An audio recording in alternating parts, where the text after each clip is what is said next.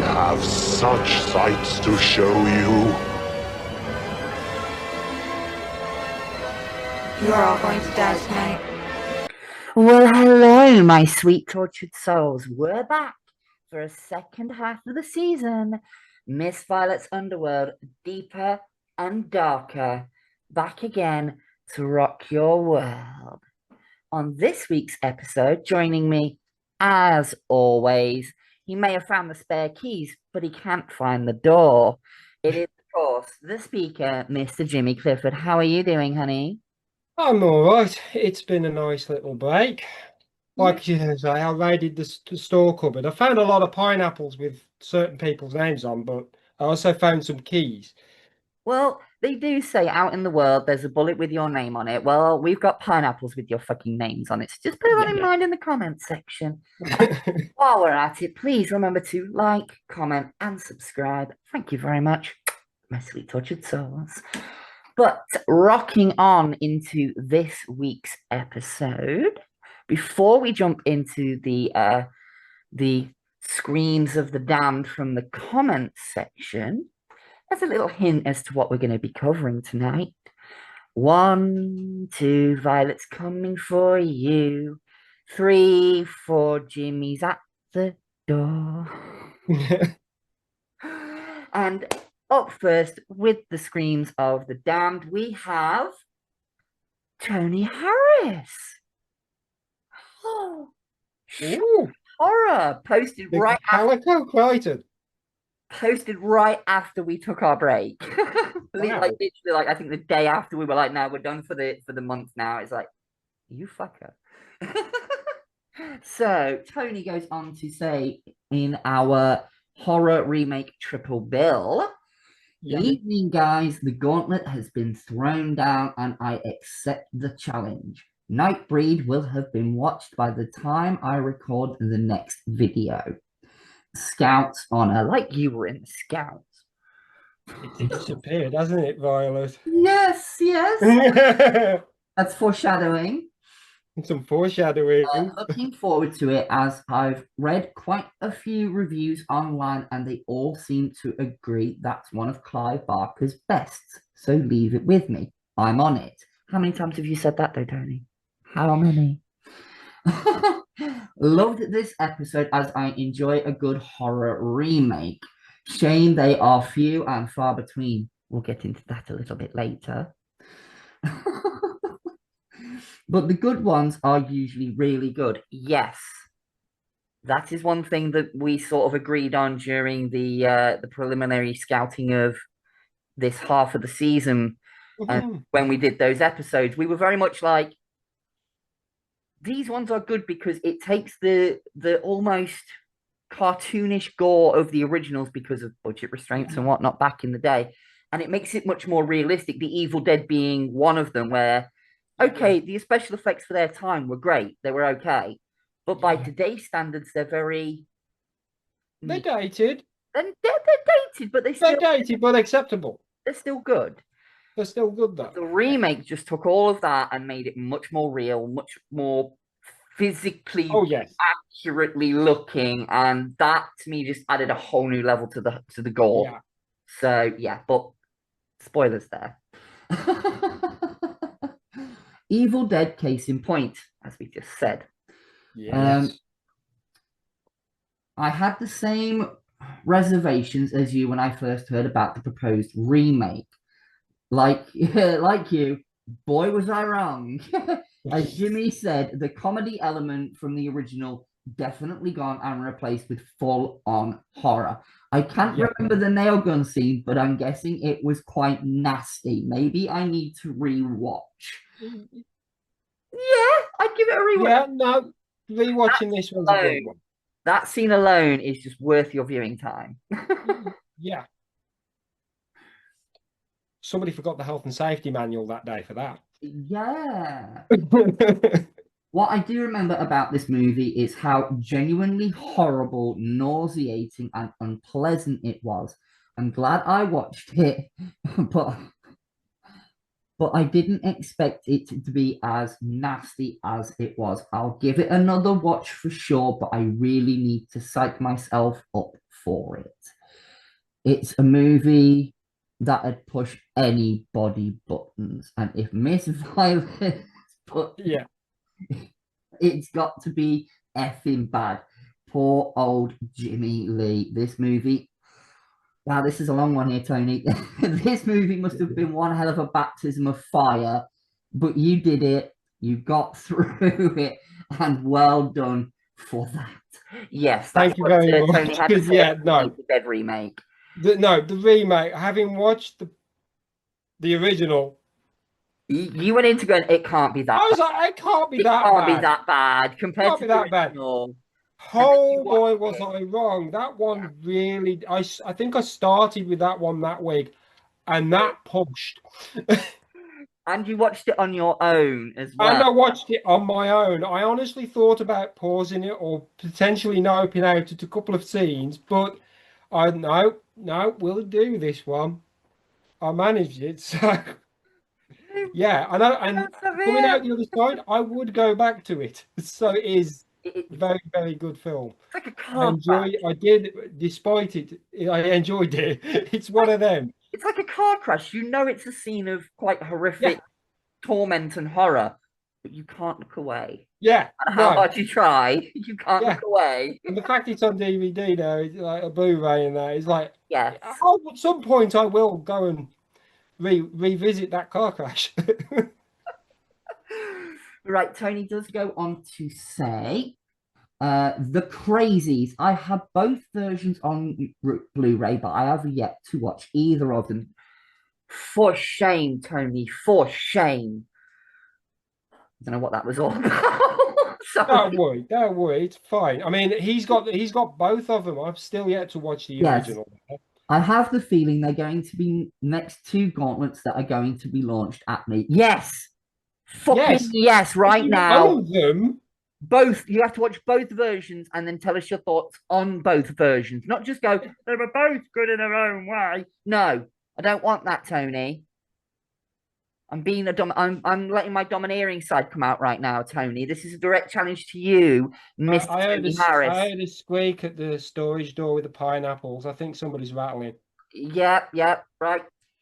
Scully, remember to double stock on the pineapples for Tony this week. No challenge. Yes, but that's the challenge, Tony. Watch both versions of The Crazies and tell us what you loved about both versions. I want to hear both versions. Thank you, Tony. I'll get my answer in about a month when you get around to watching this episode, of course. Yeah, he has actually. I'm sorry, I'm feeling very evil today. It's been a while. I have not had this release. Anyway. It's the first episode back. To be launched. So I'll grab both of them and bring them downstairs for viewing straight after I've watched Nightbreed. You better have done this. Something about this one seriously disturbed Jimmy Lee. I'd love to know which scene it was and what happened. It's not one particular scene. It's the premise. I think we sort of. It is literally the one okay, yeah, and there is one. Now I'm thinking about it, and it has been a little. Give me one scene. It's to do with a, shall we say, family man who unfortunately contracts. Yes, I know the scene you were talking about. I will put it simply with the house fire. The house fire. Yeah. That's it's for me. What creeps me out in that particular scene is one. It's not just what he's done. Yeah. Afterwards, where he sat outside and he's just going. Yeah. Like it's nothing. Like that in itself is like, this guy's really lost it. And literally the reaction from the reaction from the sister-in-law. Yes, that was that. I think you can probably piece together. What the fuck have you done? That scream, that was primal. That scream at him, that was a primal eye. I'm going to Yeah, your face and off it type scream. that like again because that particular film because of that certain things. There was that one. Yes. Other scenes were, shall we say, dramatic, and they did push my boundaries. But I think the baptism of fire helped with the Evil Dead, you know, Yeah, I think that particular. the remake of Evil Dead definitely pre-prepared you for some of the stuff that would happen in the Crazies remake. It Yeah, definitely did. yeah. But And we've gone on to we're getting on to other things. continuing on, I remember where I was now. Friday the 13th, even though it got some less than kind reviews at the time of its release, I thought it was really good, really well done reboot, great acting and good story. Always, I went into this movie with low expectations and came out very pleasantly surprised. And I've watched it a few times since and still enjoy it. Both myself and Rob are huge fans of the original movies, and neither of us were disappointed with this movie. As you both said, it was everything we'd come to expect from a Friday the 13th movie, and that was no bad thing. And that is very true. Like I said to you, Jimmy, you've never seen the previous entries, like the other. Confessions with Jimmy. Yeah, no, Yeah, that is actually my first entry into the Friday yeah. the You've 13th. never We'll get seen back to you on that one further down the line. you've never seen the original Friday the 13th. So Yeah, you didn't have this connection to the franchise like I did because I grew up watching the yeah, originals. So for me, when I went into this one for the first time, it was like I was that bitch at that time that went, let's see how bad they fucked this up. That was my mentality going into yeah. it. But by the time I came out of it, I was like, do you know what? It's not bad. It's No, it's not a bad film. not amazing, Yeah, but it gave me enough. It scratched that itch of the Friday the 13th flavor that I was looking for with an update to the series. It just yeah, took what we loved, brought it up a bit. yeah, Okay, some of the plot elements were a little bit, there was a bit too much going on, a bit too many subplots. yeah. But overall, as an entry point into the franchise, It's not a bad one. yeah, it's a good It's entry point. no, honestly, Originals. Watch that one, and then go back and watch the originals. You can go, now I get that reference. Now I get briefly this to reference. recap, and I do believe I did say it the last time. Out of the films for that particular week, it was, shall we say, the disappointing one of the week. But when you're trying to follow the remakes of the Evil Dead And the and crazy. the Crazies, One of them was going to fall a bit weak. one of them's going to fall short. And it just so happened it was that one that fell short. Yeah. As an entry point for me being in Friday the 13th. No, it's not bad. I think the only thing that stuck out was you've got Sam Winchester in there. So I Yes. kind of knew he was safe. Yes. Yes. That I think that was the thing that let it down for me, having Jared Padalecki in there. Because it's like, yeah, he's getting out. And And he did. he Spoiler kind of alert. does. He did. But overall, the films, I'm probably going to end up rewatching that one, Yeah. simply put. Yeah. But at some Well, at one point, point, at some point, we'll get round to that one again. so yeah, no, that one, it was Right. still a good film, though. Closing off this comment, great episode, guys, as always. And I'm already looking forward to the next to find out which three movies Jimmy Lee chose for discussion on next week's installment. So, girthier than me, Jason. Don't make me laugh. Toodle pip. Should have been. Then the next comment is from the Jimmy Lee Clifford show, the one-off hosting of Jimmy for that part of the season. Yeah, the cool And the man, the myth, the beard, the Ginger Ninja JK goes on to say, Heretic, good choice. I enjoyed this one. Hugh Grant was great in this movie and a very dark streak that just worked with him. Wasn't a fan of the ending though, but honestly, I rarely am. Repo, the genetic opera, never seen it, No reason as to why, just one that I never got round to. I think you should now treat Yeah. yourself, JK, to watching Repo, the Genetic Opera, because the You songs can't are see just, it's off camera. It's up there. I've got it now. yeah, so the songs are just so Yeah. catchy. You can't help Yeah. but sing along if you You have to remember you are watching an opera. yeah, There is singing. yeah, it's pretty much singing all the way through. It's not like Rocky Horror where you get little bits of acting and then you get Yeah. the songs and you get a little bit of you. No, This is everything. Even the dialogue is done in almost a yeah. sort of sing-song kind of way. So Yeah. there is that to take in mind. Bone Tomahawk, a slow burn horror with a brutal, bloody payoff. It's not one that I watch a lot, but when I do, it's a solid entry into the realm of Western horror. Thank you. I think it's a good Western, but it's not a good horror. That's We my discussed viewpoint this on it. again off camera. I feel I scored that one poorly for that week, and I probably would rescore it. I don't think it's one I'm going to revisit anytime soon. It definitely gets brutal at the very end. Looking back on it now, we've had like time to kind of get away Yeah. from that film. I think looking back on it, the problem I had is that in comparison to the other films we watched, Yeah. that one for me was just too slow, not enough horror. Yeah. And I I think, felt it was going to back and forth between the cave and them, and that would yeah, have there should have been more of stuck with that. the one group. But on later reevaluation, yes, it's slow, and I know that that's meant to build the tension. But for me, It takes too long. it's too slow. I understand what it's trying to do, but for me, it just goes too slow. I don't mind slow moments, Yeah. but this was just a bit too much for me. But I do think that the score I gave it was a little bit too low.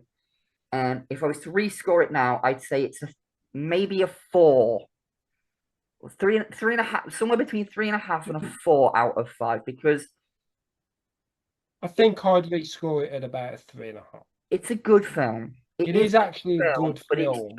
it's It's just a late bit for my life. long. Yeah. And Sergeant Kabuki Man, I watched this when I was younger and loved it. Watched it more recently and was like, what the fuck did I just watch? Great picks, Jimmy. To be honest, Yeah. Sergeant Kabuki Man is definitely one of those films that even I, watching it way back when on Bravo, because they had a thing about showing trauma films on the Sky TV No, Bravo I haven't channel. heard that for years. Yeah, they had a thing about Yeah, brother. showing trauma movies all the time. Toxic Avenger was on like every other month. Yeah. You know, it's where I watched a lot of these, trauma movies for the first time was on Bravo. And back when I was a teen, I wasn't, not that I was a film critic or anything back then, but I just put films on and enjoyed the ride. Yeah. Going back and watching it now as an adult in my 40s, having reevaluated it, I'm like, this is just batshit insane. And the plot is so paper thin and barely held together by the one scene to the next. Yeah. It shouldn't work, but it does. Yes. I still found myself laughing at jokes that I've laughed at 100 times over before. Yeah. So it did its job. It stuck with me. So I kind of love it for that. For me, as a first view and putting it on the list, like I was warned, like I was introduced to Kabuki Man because of the Toxic Avenger. Yes. And when you told me about it, it was like, this is just too batshit. I've got to watch this. So you gave me that week. I was short on things. I just slung it in there. I thought, yeah, it's going to be a solid gold one, got to be. And yeah, it was solid. It was batshit crazy. Monkey and a Jaguar. Still. A monkey called Toyota riding. Monkey called Toyota driving a Jaguar. Right. It is just batshit crazy. But like you say, up next in the comment section, kind of a cameo from Hunya Geek is showing. We have a comment from The Random Man himself The Random Man. by JB. Maybe that was what was rattling in the back there. Yes, and he does actually say, "Greetings." He says mummy fuckers on here. I think he's supposed to say motherfuckers there, but the Random Man returns randomly. So, of course, I get round to dropping a comment and you go on a break. Excellent timing as always, Guy. It would not be. What excellent timing. Yeah, that just leans into your randomness. We take a break at random, we drop a comment. Okay. Taking a drink. Yeah. Pause for a moment, folks. I have been suffering a bit of a sore throat recently. Yeah. I've had that cold. What have you been doing? Anyway. I'm sorry, I think it was the mention of Guy. I slipped there. But no, I've had this cough and coldy, flu-y type thing that's been going around, and it wasn't pleasant. But anyway, lovely episode. Kabuki Man, monkey riding a jaguar. You have my interest. I think you will enjoy that one. Honestly, if that's the only thing that you take away from Sergeant Kabuki Man after watching it, the monkey, Toyota the monkey riding the jaguar. Like, if that's the only thing you take away from that film, that's probably the best thing to take away from that film. Yep. Oh, one thing I do want to mention about Kabuki Man as well is that fake out scene where he's getting his shoe shined. And you can just see the woman's head bobbing up and down, and he's like leaning forward, going, yes, just yes. And then she pops up, and then the shoe shine, and she's like wiping her chin, and then the shoe shine kit comes up, and it's like, right, well played. Yeah, I love that fucking fake out. Well played. She was down there on legitimate business. Yeah. Heretic, not seen it, but I do love the fact that Hugh Grant has stopped playing bumbling tough and has started branching off into varied acting. The Gentleman is a great example. That is another one I need to watch of his. That is one. You know what? I'm going to go on a little bit of a tangent here. Tangent alert. It's we're already on tangent. Feeling geek is showing. Tangent alert here. I love it when an actor can have basically a renaissance of their career 20 years after they first made it. Because I said this to you privately about the Hugh Grant being in Heretic. I was like, I've seen Notting Hill. I've seen a film called 9 Months. I've seen him in a few other things, and he always plays that bumbling British dickhead. Yeah. Bridget Jones' Diary, perfect example. He's a bit more suave and sophisticated in that, but he's still a dickhead, right? But then you get to Heretic, and I saw a very, very different side. Gone is that bumbling nature. Yeah, although we talked about this when he's digging around in the girl's arm, and that slips through a little bit where he goes, oh, we got it. Oh, wait, that's a vein. Pop that back in there. Like, he's got that little moment, that little, It wouldn't even surprise me if he slipped into that particular acting style just on purpose, just for that moment. But it's like the sinister nature of it then as well. Like he's using it as a sinister thing. And the guy goes on to say, Bone Tomahawk, and I love this. This is so Guy. This is so Guy. Shite. Yeah. Only thing he had to say about it, shite. Did they get Tony the Turd come back out there? Yeah, I think Tony the Turd popped out there for a moment. I think he called it Tony the Turd. I don't know what he called it. That pillar. Right. I'd best shamble off about my business. Keep on keeping on my lovely maniacs. And then there's 1, 2, 3, 4 pineapple emojis. And then to round off this lengthy ass comment section, this is what happens when we take a break. Yeah. Comment section when we come back is lengthy, girthy, and I can't quite fit it all in, but I'm gonna fucking try. No double entendres there. None at all. Another one, another comment from Gap to Tony Harris himself from the Retro Movie Zone, Mr. Tony Harris. Double entry. Yes. Hey guys, I'm finally up to date with your videos.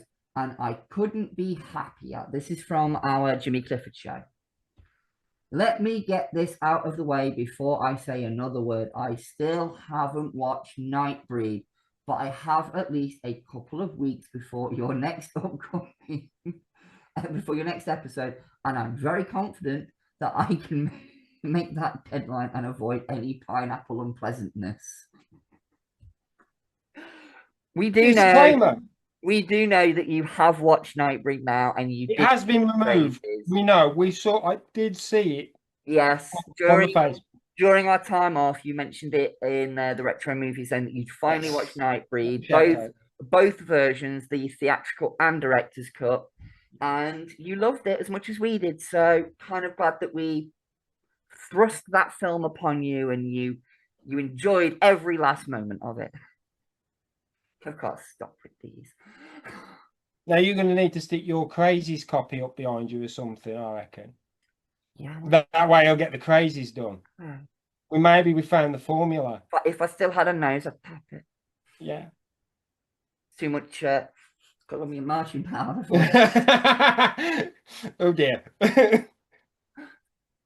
How is Daniela Westbrook in former life? Shut up. We're back one episode and this happens. Welcome back. Welcome back, everybody. Anyway, back on track. Really enjoyed the Jimmy Clifford show, and there were indeed some great choices and ones I've never even heard of. Heretic is, I'm afraid, another one I've yet to see, despite all the recommendations I've had from various people and great reviews I've read and listened to on various podcasts, mostly singing praises of Hugh Grant's performance, as we have done. It's on my ever-growing watch list. The mythical unicorns dick of a watch list. Yes. Don't worry, I've got one of those too. And I promise I will get around to it. Repo, the genetic opera, is the... Wait, I lost my train of thought there. There's a train? 3. Repo, the genetic opera is the title that I've never even heard of, but I have to say I'm really curious about it as it sounds so unusual, which of course draws me right towards it. So that's a definite watch for me. So on the watch list it goes. Good. More people need to get behind this film because it was supposed to be the first part of, I think, 3 films. Yeah. That's what, from what I remember looking up on it, it was, there was one, it was supposed to be one of 3. Yes. It was unfortunately a little bit of a flop. I mean, this one was also made by the same guys who made Saw. Yes. So I think this film got undeservedly flopped. Criticized.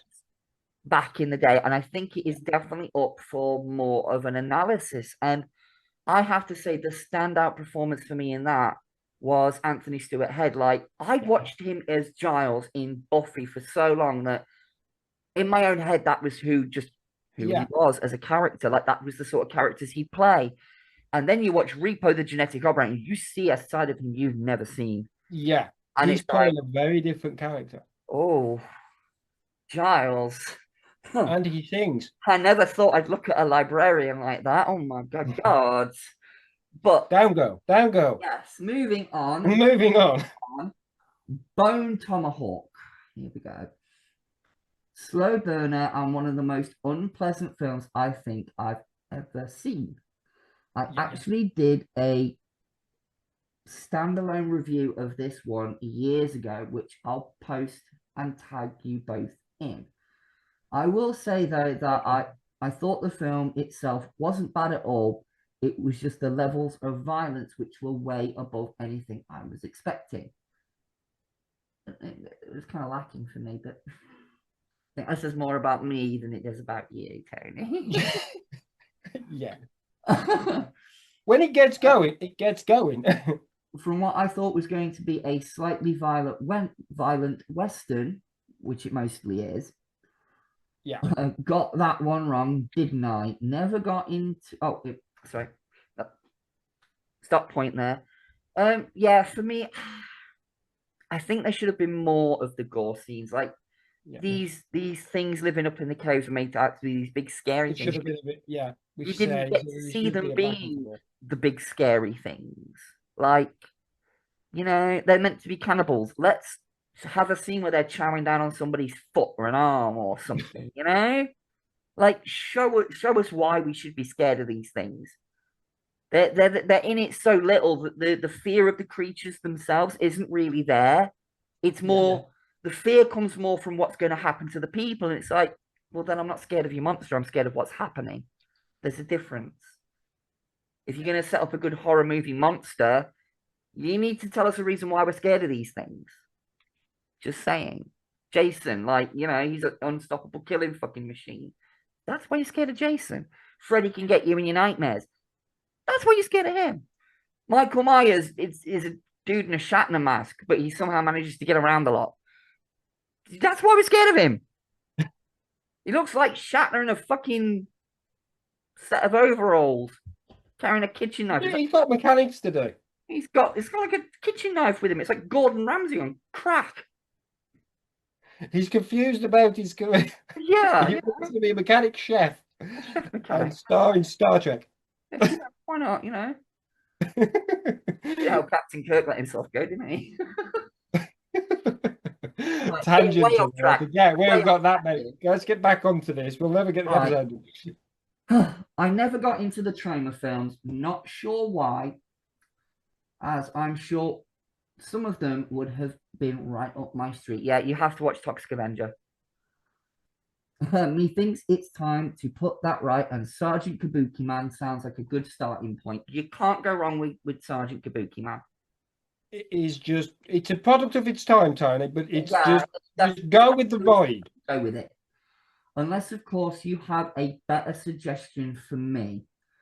If not Sergeant Kabuki Man, Toxic Avenger, the first one. Yeah. And there is one other one that I was trying to think of, but the name of it escapes me right now. Oh, another one you might like, Tony, is it's called Blondes Have More Guns, not Blondes Have More Fun.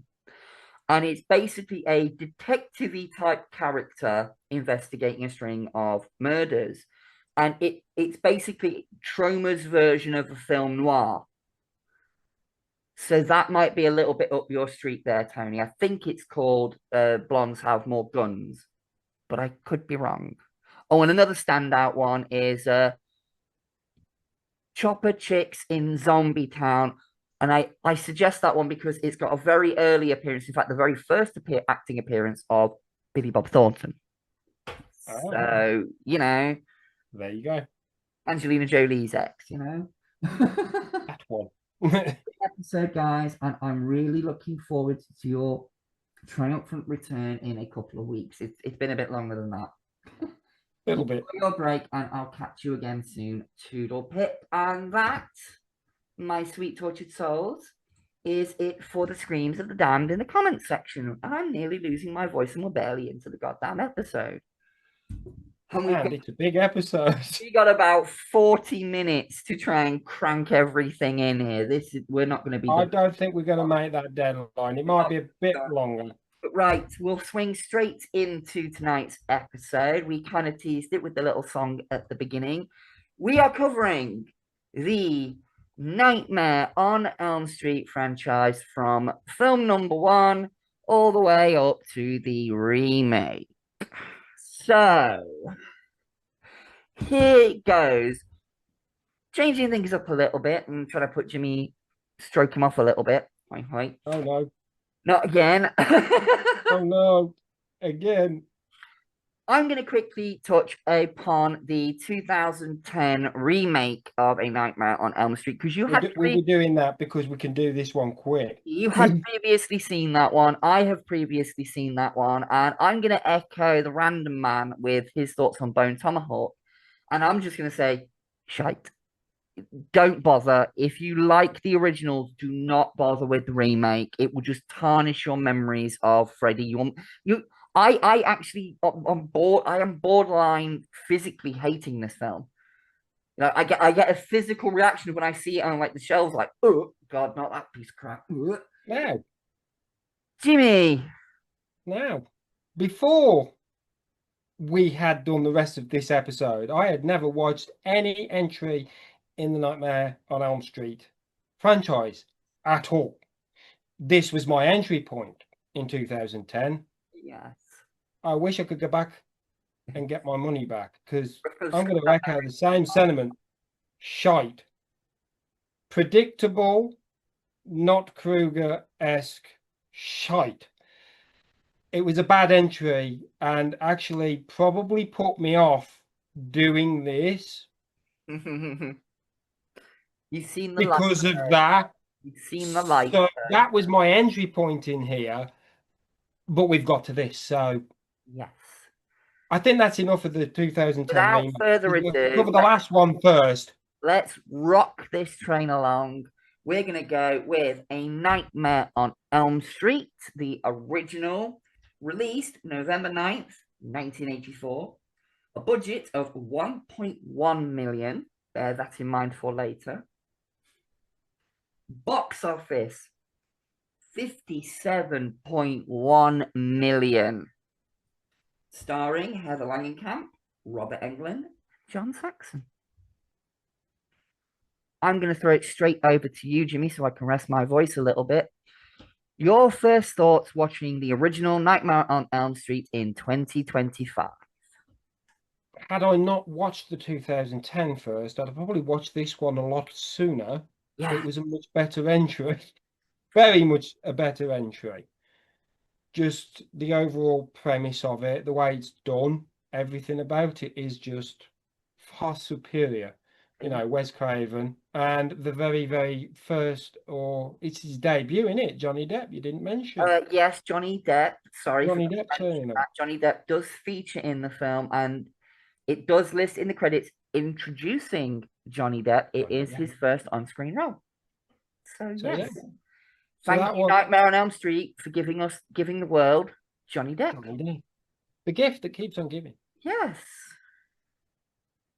But yeah, no, seriously, it's a good film. I love the premise of it and everything. It is literally a man who you find out later was killed and comes back for his vengeance through the power of dreams. And it is just the interesting premise and the way he does everything and the back and forth and everything. It's like there's no one particular standout kill for me in this. They're all good. They're all very inventive and all very good. And they're all very well done for practical effects. I'd have to say, if we were going with just kills on their own, my personal favorite one, just because I know how it was done, but the effect that it gives you on the screen when you're watching it, the Johnny Depp's demise. Yes. When his character goes down, it's like on first viewing, the instant thing you ask yourself is, how what did they do that? Yeah, like how in 1984, how did you accomplish that? This film is as old as your dear host over here. A little older than the other one. Oh yeah, it came out the same year I was born. That's nice. But yes, the basic plot of A Nightmare on Elm Street, as Jimmy kind of touched upon there, is it starts off with Tina having a nightmare about being trapped in a boiler room with a man with knives for fingers, wearing a fedora and a dirty green and red sweater, who you come to later learn is a man by the name of Fred Kruger, who was an accused. Never proven. I'm going to put this here now. Accused child murderer. It was never proven. His case was thrown out of court, but the parents believed that he did it, so they immolated him with a few Molotovs in the boiler room that he worked in. And then an undisclosed amount of time later, it's never, I mean, these kids are all teenagers, so you've got to assume this was like 10, 15, maybe even 20 years ago this happened. And then all of a sudden, teenagers never clear on the timeline. Yeah, it's never really fully stated exactly. Not for that, not for the first one at Yeah, not least. for the first one. It plays around with that idea later, but we're foreshadowing. Yeah. We'll get there. But teenagers start mysteriously dying in their sleep. No one knows why, apart from Nancy, played by Heather Langenkamp, Yes. brilliantly played by Heather Langenkamp. And yeah, it's a battle for survival where if you fall asleep, you're gone. So you're not only battling tiredness, you're battling a demon that wants to kill you in your sleep. And So he's very good at it and yeah, very inventive at it. for me, this is quintessential 80s horror. It is right up there with the slasher granddaddies, Freddy, Jason, Michael, and Chucky. They are the big four franchises from the 80s. Yeah. So for me, these were staples in my household growing up. Every Halloween, they'd be shown on TV, they'd be on the Sky channels. My parents would probably rent one from the video shop to give it a watch, you know? So These were always the films that were turned off for me because my dad yes. knew. So for me, they are just perfect time capsules of the 80s, the hair, the music, the fashion, everything. But Jimmy, flipping it back to you, what are your thoughts on the film in its entirety? And throw out a favorite scene or two. I think you've already mentioned my personal favorite scene. It is the bed. That is the standout one for me if we're going with that, because literally how they do that, Yes, you know. And if you want to know, go and research it because yes, it is there a is very plenty interesting behind. method in which way of doing it. There's You an can sort episode. of work it out. There's an episode of movies that made us that does Yeah, cover the making of that scene. yeah. Yes. So I think the only thing that drops the film slightly for me is that dummy through the door at the end. oh yeah, that scene. It does drop the ball a little bit there, but the actual overall, the rest of the film is fine. To be Oh, fair, we're let's play. going with star. I'm just gonna go with the four fingers of the glove for Uh, the overall score. 4 out of 5 for you. Four out of five for the first one. For me, scoring wise, I'm going to go with 4.5 Tina's across the ceiling out of 5. And that rolls us very quickly on to Nightmare on Elm Street Part 2. Released originally November 1st, 1985. So about a year later. Yeah, Budget 3 million. So the budget went up, which is unusual because usually with sequels, the budget goes down, not. but But seeing as though that went so well the first time. um, box office 30 million. Ooh. Starring Robert Englund, Mark Patton, and Kim Myers. Yes. Now, part two, Nightmare on Elm Street Part 2, had the subtitle of Freddy's Revenge. Yes. It's kind of synonymous nowadays, as being, as I said to you before we watched this, quite possibly the gayest, most homoerotic horror movie you will ever watch. And there was moments where you were just sat there going, it was almost like I had a miniature George Takei next to me because there was moments where you were going, oh my, Oh my. we're going Yes. there, are we? We're going there, Oh are we? Oh my. my. Having done some crash course research again toward the end here, It was because it's just like, I did find out that apparently, I think they did the gayest horror films, a show, basically. I can't remember the exact title, Crash Course, but they did a show, and apparently this did get the #1 slot. So, yeah. Well, I very mean, well deserved, but still very enjoyable as a film. the lead actor who played Jesse, Mark Patton, did actually come out as gay after being in the film. Actually, again, I'm going to have to correct you. He come out as gay prior Oh, okay. I thought it was after. My mistake. He was gay. Apparently, when I had a look through, don't quote me, I might be correcting it. Where I got it from was Wikipedia. We know the internet's Oh yeah, tells Wikipedia can be a little bit. like Wikipedia can be that, it tells the truth. But from what I read briefly, he had come out as gay prior to this. The director apparently said he'd done the subtext was a subtext, and he Yeah. blamed him for his portrayal.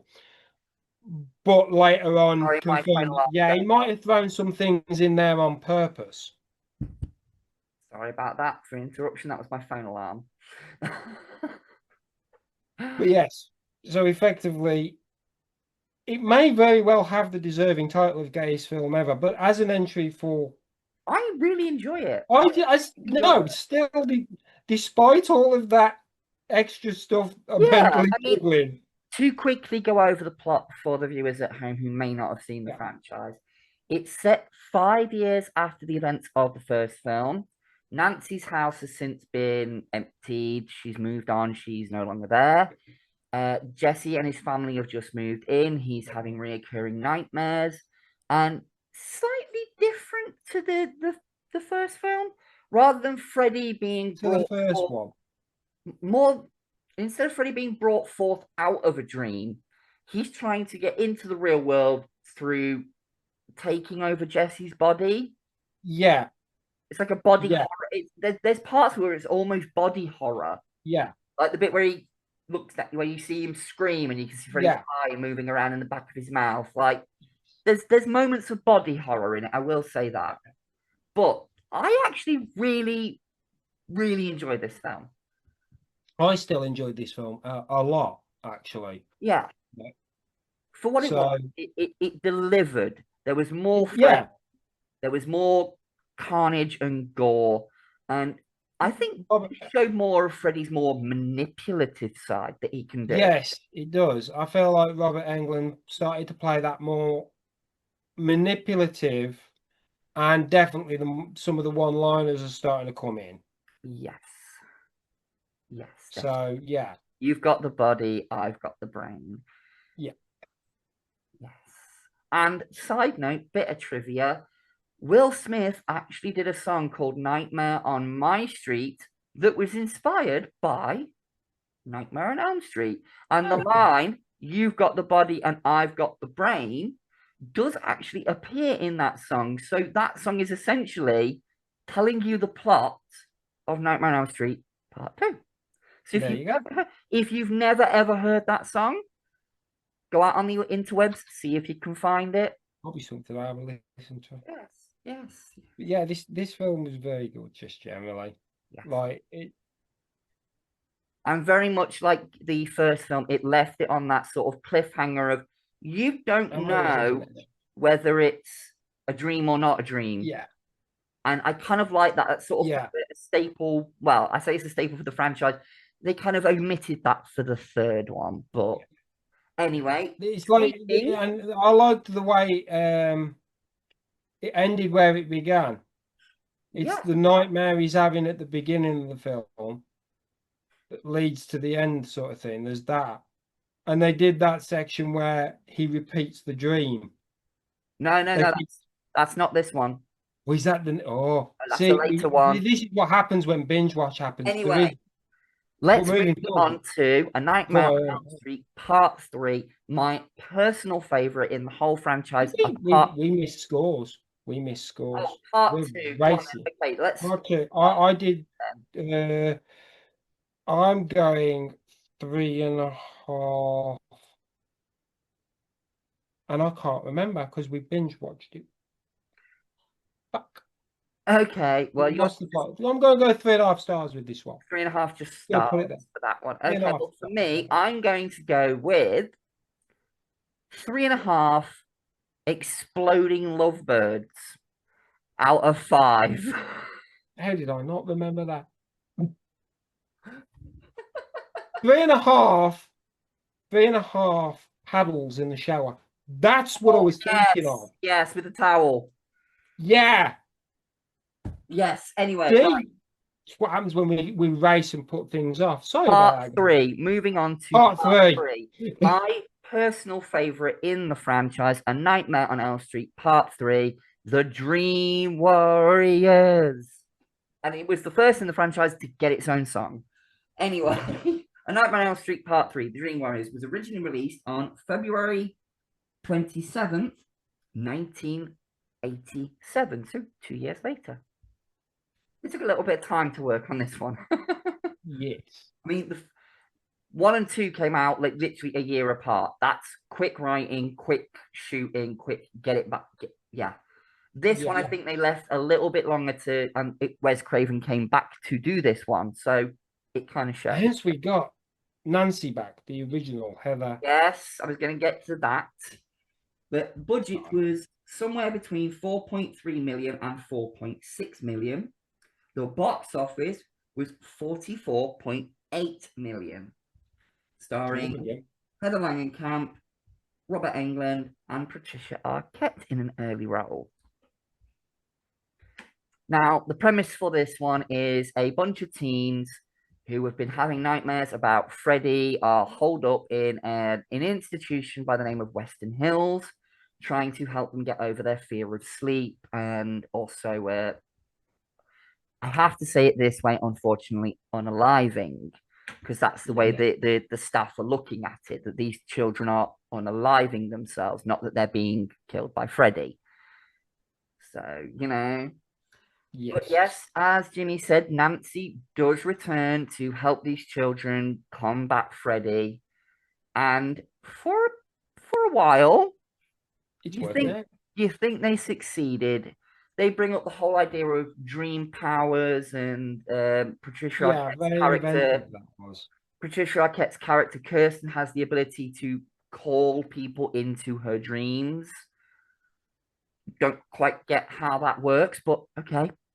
But it's a movie, folks. it's an interesting mechanic and twist to a film. Like, how do you mix up the going up against a guy who can control your dreams? Well, surely you can control your own dreams back at him. Like, I like that kind of idea. The back and forth idea. Yeah. It was very well fleshed out. And again, this is where Freddy starts to get his one-liners. My favorite one in the entire film.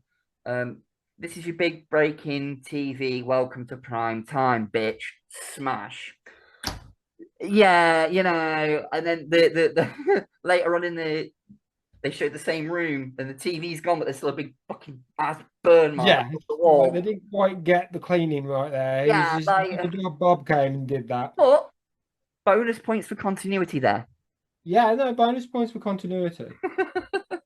But yeah, bonus points for having Larry Fishburne. Yes, actually credited as Larry. But yes, okay. So Jimmy, your take on Nightmare on Elm Street Part 3 in 2025, watching it for the first time. I think you may have already said this is your favorite entry in there. It is in the entire. Well, it goes number 1, this one, and New Nightmare, but we'll get to that. This is second to that one we're getting to. Right. Okay. Just by a hair. Because just by a gnat, yeah. It's this. I like this one, especially because, like you said, the inventive use. Yeah. Each one when they start ganging up and realizing the one guy in his dream super strong, one guy he's a wizard, one guy can pull. The girl can pull people in and or out of a dream, and that does become a plot line for the next 3. Yeah, that kind of starts becoming a bit of a longer plot line. Very well used in this film. Yes, but kind of we'll get to it. We'll get to it, folks. Yeah. I also liked they started adding a bit more backstory for Freddy in this. Yes, they touched upon it a little bit more. Why he is the way he is. Yes, and they touch upon where his bones are buried. Yeah. They think they finally put a stop to him. His mum shows up as a ghost. Spoiler warning. There's quite a lot of a backstory that happens throughout this film. And you've got to think that because it is Wes Craven coming back to do this one, that you can consider this stuff canon to the character of Freddy, you know? So, and they do kind of overemphasize these connections in 4 and 5. So, we'll get to that. We're going to get to that. But okay, we'll quickly move it on. Let's score it. Go on then, Jimmy. You can score it. 4 puppeteers offer. Yes. Yeah. Yeah. 4 puppeteerings off a particular height out of 5 for this one. I'm going to go with 4.5 syringe finger Freddy out of 5 because that scene just it's not nice. He's a little bit of a greedy one, that one. Yeah, it's on the arms that gets me. It's like body horror. Yes. Right then, that moves us swiftly on to a number 4, The Dream Master, released August 19th, 1988. So just over a year later. Yeah. Feels a bit raced again because of Yeah, this. the budget was 6.5 million. The box office was 49.4 million. So it actually performed box office better than number 3, which is surprising, considering that this for me is where you start to see the decline of Freddy doing what Freddy does, and they try to sort of reinvent the wheel a couple of times. Yeah. And by number 6, they just completely abandon all fucking hope and go, yeah, Freddy's back. Spoiler. But they do. Like number 6, it's just, Freddy's back. No explanation given. Whereas 4 and 5 definitely go out of their way to explain how is he coming back this time. The good first 20 I think this is the most inventive one. I think this is where you get Freddy at his. They've embraced that funny side of him. The Jaws parody. Yeah. The glove going through the ocean and then it slices through the beach. Like, this is where it leans hard into Freddy being the comedian, the one-linery kind of guy. But, and I will defend it, it's not bad. Not as good as the first 3. There is a definite dip in quality. I mean, one of the main actresses in it is called Tuesday Night. Not disrespecting the actress by any means, but even you, when the credits rolling, were like, Tuesday Night? Is that her actual name? I was like, yes. No, I remember that. Yep, she's in 2 entries in the franchise, and one of those appearances is in a blink and you'll miss it fucking cameo at a funeral. So, you know, and she's not even in this one very long. She takes over from Patricia Arquette's role of Kirsten or Kristen. They pronounce it 2 different ways depending on who's fucking saying it. And what film you're in. Yeah. So, but for me, the plot of this one, Kirsten is constantly paranoid that Freddy is coming back. She calls Kincaid and Joey from the previous film into a dream. And lo and behold, next scene later, Freddy's back! Through this made you giggle because it was the most inventive use. Yeah, I've already mentioned it's like this is I think, like I say, they were trying to back. How they brought him back. Going forward from this point, folks, as we've already discussed, they have to find a way of bringing him back. This is probably the most inventive. Go on. They bring him back through a dog pissing fire onto the floor, which causes the ground to split open and Freddy to regenerate. So Freddy was brought back by flaming dog piss. I am not making that up, ladies and gentlemen. Spoiler warning, folks. But yeah, that is how 4 brings him back. And like I say, this is the most inventive way of doing this. Like I can sort of understand the premise given the previous. Let's consecrate the ground. And that'll and this dog piss is basically uncon. Yeah, Yeah. I get the premise of it, Yeah. And but the execution. it leads to Kirsten getting killed and passing her power on to a new lead character. Yeah. And she finds out that as Freddy's killing her friends, because Kirsten's power passed through Freddy and then into her, Yeah. when he kills someone, she gains that aspect of one of her friends. Like one of her friends knows karate, so all of a sudden she knows karate.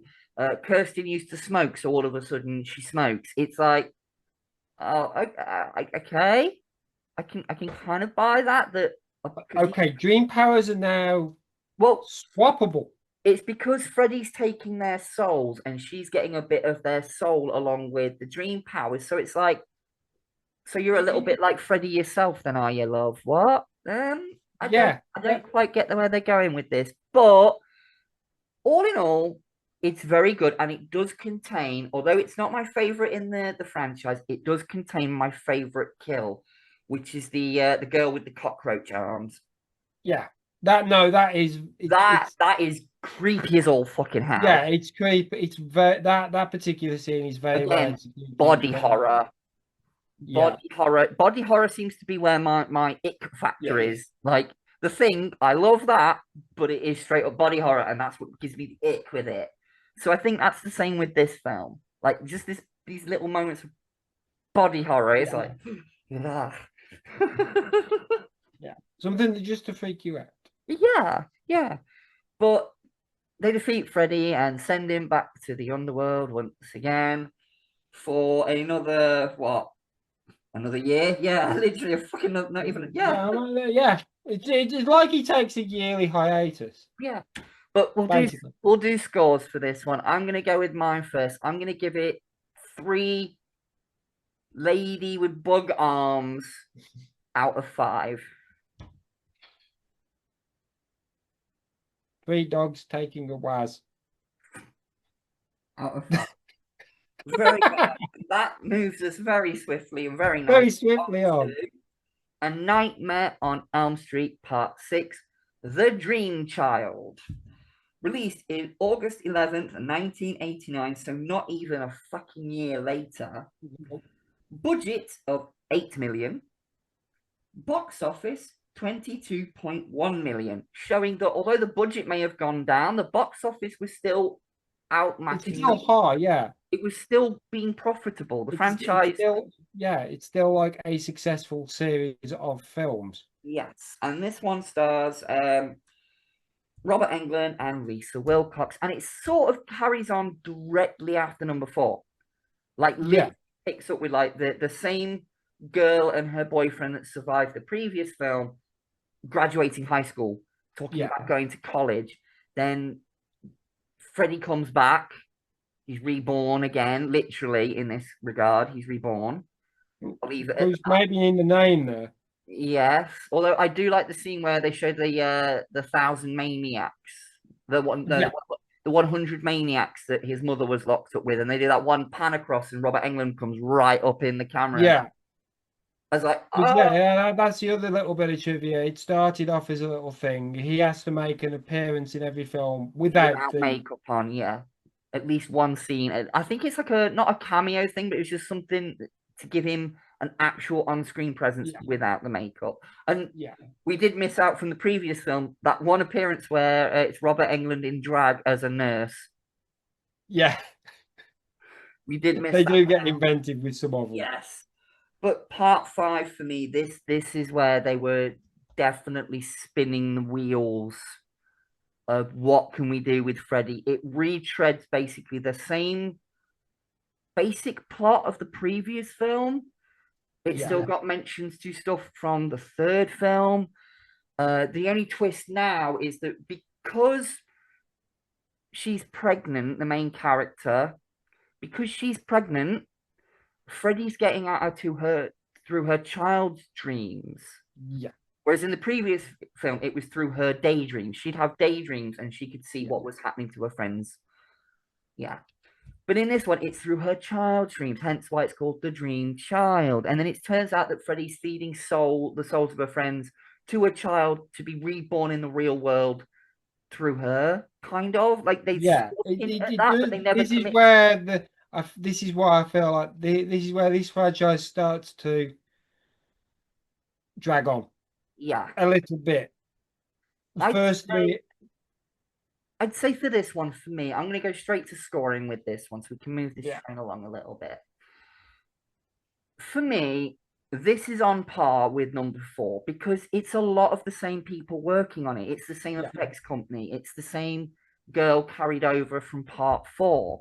You know, it's the same boyfriend character, although he's ceremoniously killed off quickly. In one of the more inventive kills where he's merged with his bike, yeah, which is it's that kind of weird, but kind of also like wow. But yeah, anyway, this for me is definitely that you're starting to see that there's not much tank. There's not much gas left in the tank for this film, yeah. for this Thanks. series, for this franchise at this point. Yeah. So I'm gonna go with like with number 4, 3 out of 5, and I'm gonna go with 3 soul food for my boy. Quotable line from the film out of 5. Over to you, Jimmy. Does this hold up in 2025? And what is your score?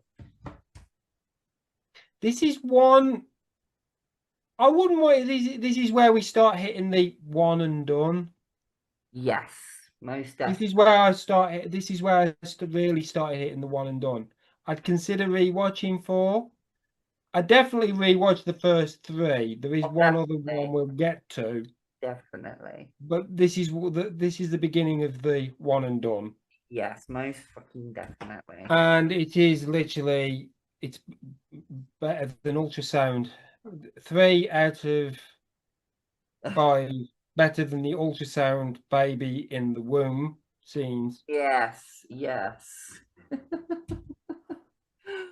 All right, let's get it on. We're down to the last 2. Oh, this one. Oh my god. Yeah. A Nightmare on Elm Street Part 6. Freddy is Dead, the final nightmare. Which for 3 years, it was the final fucking nightmare. Released September 13th, 1991 to a budget of 9 to 11 million. Box office 34.9 million. Starring Robert Englund and mostly a cast of no names apart from Yofet Capo, who appeared in Alien. Yeah. Now, this one for me, the plot of this one is it doesn't give you a reason why Freddy's back. It's just There's a plot. Freddy's gone nationwide in this. The town of Springwood has no children whatsoever. He's killed off every last fucking one of them. When? We don't know. Why? Well, yeah, like no dreams. Yeah. And then there's one surviving kid who Freddy's trying to get at the beginning of the film so he can get out of Springwood and go, other towns. But then it turns out that this guy hits his head, becomes amnesiac, ends up at a youth hostel, and then they backtrack to Springwood, and it just you've got Freddy playing a video game, and at one point he pops up and he's got his own version of the Nintendo Power Glove, and he actually says, "Oh, they forgot about the Power Glove," and starts.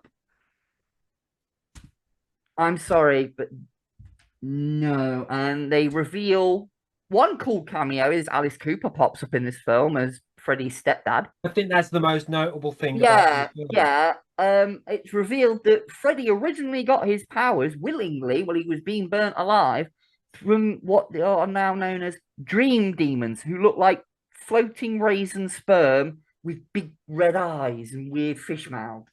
And I wish you were exaggerating that, but We're not. Although I will say, cool use of stop motion animation for them. yeah, It's just, what the fuck are they? yeah. But this one for me is definitely the lowest, bottom of the barrel point. It goes over not the same kills or the same premises, but it's just the car is stuck in the mud. You've got your foot on the accelerator. You're going And nowhere. you're just getting dirt out the back. Yeah, I mean, okay, box office wise, it was still profitable, but it's not a good film. This for me, it really was a one and done.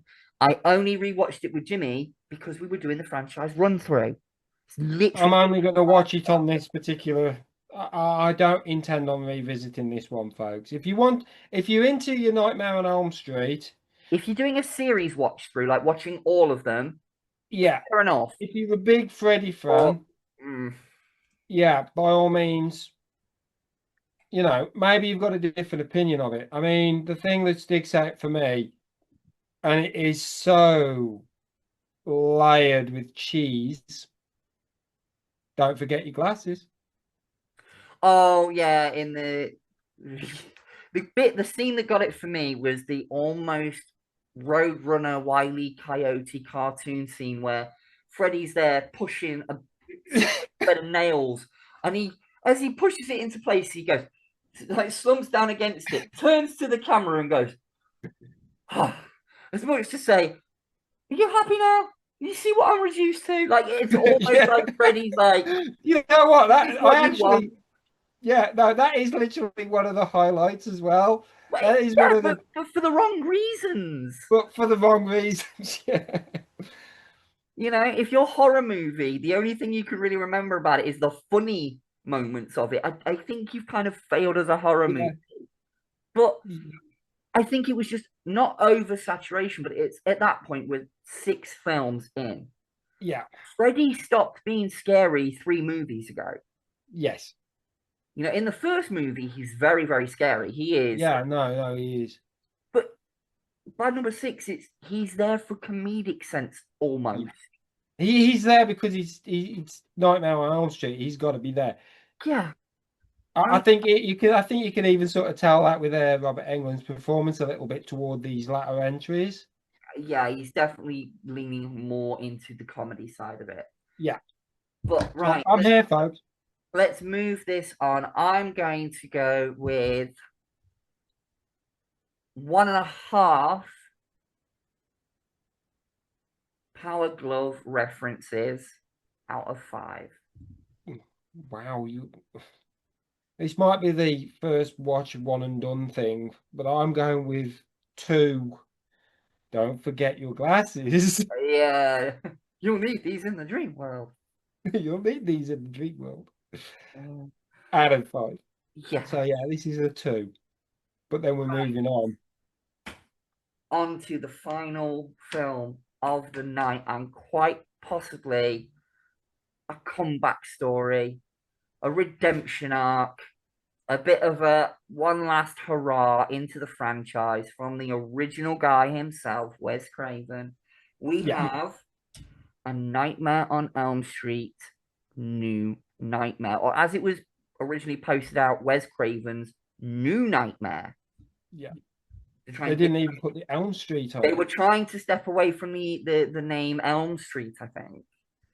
But this was released October 14th, 1994. A budget of 8 million, box office 19.8 million, so still not a flop. Starring Heather Langenkamp, Robert Englund, and John Saxon, very much like the original film. Now, the premise of this one gets a bit complicated. Yes. It starts off in the real world with Heather Langenkamp, having played Nancy in the films, is, there's talk of a new Freddy film coming out, and they're doing all these press tours and stuff, and you actually she interacts with Robert Englund, John Saxon, Wes Craven. Yeah. And it turns out, you know what? I'm going to leave it there for that one. What happens going forward, it's very, very meta, and it blurs the line between reality and fiction in a way that not a lot of films do. And I think that was a detriment when the film came out. People didn't get it. Yeah. But now, in 2025, we've got this more meta sense of humor, Yeah. fourth wall breaks and things like that. Whereas this takes the fourth wall and it doesn't break it, it just stretches it Yeah, it just and stretches the plays fabric of around it. with it. And it's like, Yeah. oh, wait a minute, wait a minute, wait a minute, wait, what? And then the big twist comes towards the end, and you're like, wait, okay, wait, so wait, no, what? And I Yeah.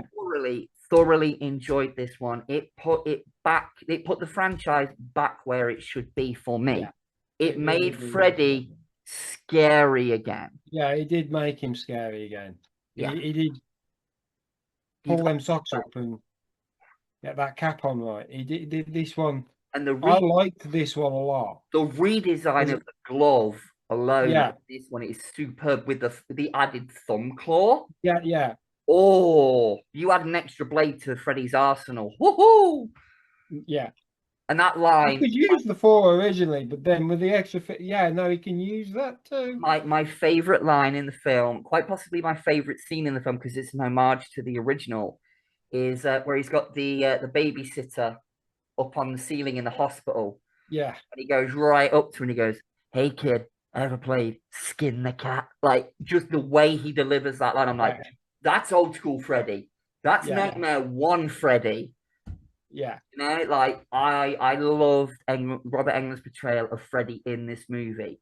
It was a very different take. It was a darker, more eviler Freddy, and I yeah. kind of I obviously now he's retired from acting and whatnot, but I would love to see a new Nightmare film done. No pun intended here. A new Nightmare film done with a Freddy that is deeper and darker, like that version. But jumping it over to Bending the you, rules of the reality properly. yes, jumping over to you, Mr. Clifford. What I did you enjoyed think of this. this one? I really enjoyed this, and as I said, this one's my favorite out of all of them. It's a nice palate cleanser after Yeah, 6. I think that's what did it for me as well. It's like you get the first three very good, Yeah, very very good. The second three slow decline and yeah. sudden sheer cliff with that last one. It was more like number one, number two, number three, Yeah, 4, 5, yeah, 6. New 6. Nightmare. Bang. Yeah, and then we're back up here. Yeah, Yeah, no, because I'm gonna have to rewatch this it because is. obviously, folks, I ended up watching the entire series. Some of it for me, unfortunately, due to memory and things like that, it blends a little. It popped out. Yeah, But this one popped out because obviously they're playing themselves in certain parts, then they're playing their characters, then they're playing their normal selves again, then they're doing, and it really is a proper meta blend. You've got to follow this film. It's like this one kept me awake yes. better. It kept my attention better. Behind the scenes knowledge here, folks. While we were watching number 6, Jimmy was sat next to me on the sofa, God bless him, and Confessions with Jim. he was starting to doze off at certain points, to the point where I had to turn the lights on and make him a cup of coffee and say, "Look, I know it's shit, just make it through it. Because trust me, Yeah, the next one is going to keep." he's going to grab you. And you were like, okay, Yeah, it went ping. I'm into this one. Yeah, no, this one made me go ping The straight from the redemption arc. It's the redemption arc. yeah. It is unfortunate that our first mention on the list is the latest entry. I mean, they should have continued this trend. Yeah. Yes.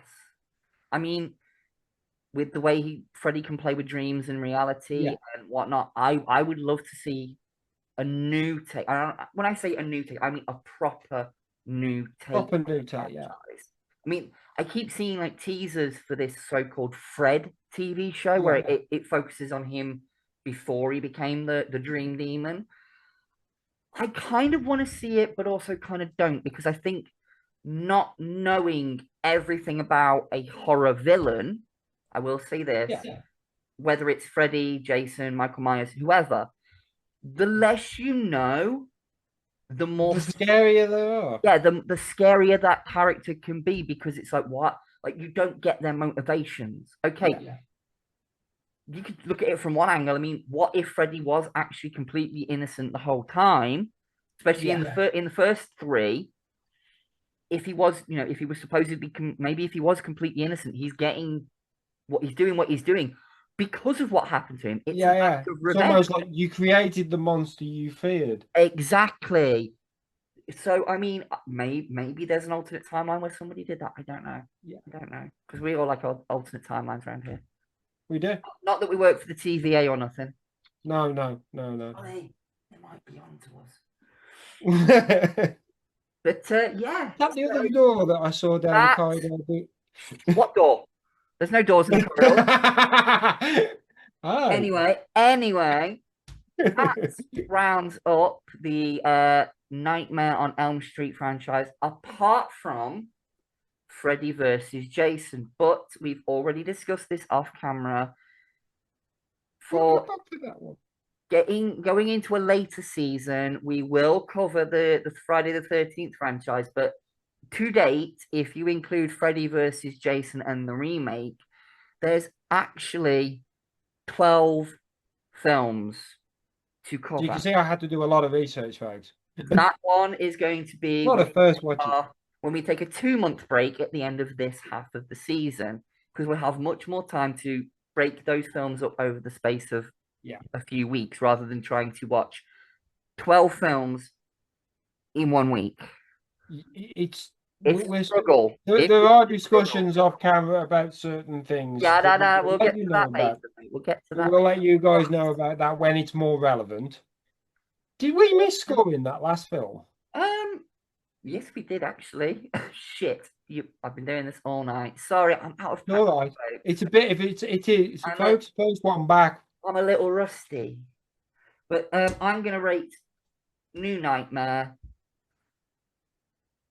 I very, very seldomly break my rule of nothing is perfect, but I'm gonna go with 5 out of controlled animatronic claw hands.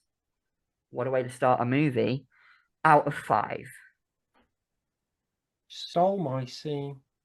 Stole my reference for scores. You love that. Go on then, yours. 4.5 of the twist ending that I will not spoil. Yes. So that is it for this week's episode, folks. So coming up next week, we're going to have a little bit of a weird one, and we're going to cover 3 oddball horror movies. Yes. And next week to find out what those 3 are. So it's a good night from him. Night. Night, Jim. And it's a good night from me. And remember, my sweet tortured souls, if you can't be good, be twisted. Don't get mad, baby. Get sadistic. Mwah. Love ya, and I'll see you on the next one. Bye.